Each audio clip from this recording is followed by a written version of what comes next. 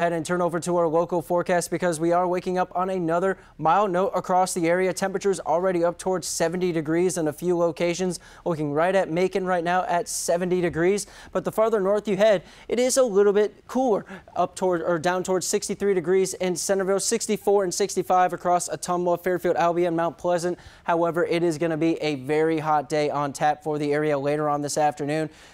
High temperatures right back up towards the lower 90s, even the mid 90s. Some of us are going to find some localized high temperatures at about 95 degrees. However, a good consensus is right here between that 92 and 93. Now, the heat index value this afternoon is going to get up towards about 95, maybe even a little bit warmer towards 100 degrees for the heat index value. So make sure you have plenty of water and ways to find some shade during your afternoon activities today.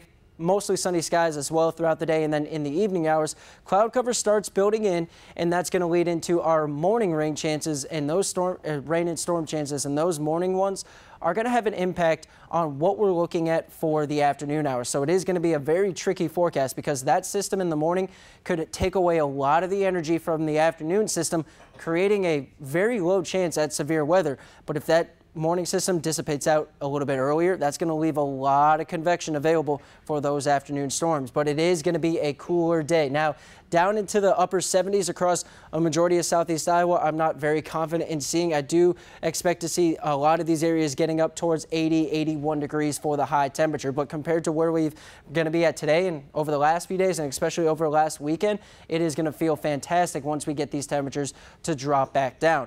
But speaking on the storm chances, it is going to be needing a KTVO weather warn day for tomorrow, especially because of the canteen eating competition getting started off with the ribbon cutting ceremony in the alley at about noon, and then the actual eating competition taking place in the early afternoon hours. So notice where that severe threat is being located out here off towards central and southern Missouri and reaching up in towards our southernmost counties here across northeast Missouri, and marginal outlook across the remainder of the area.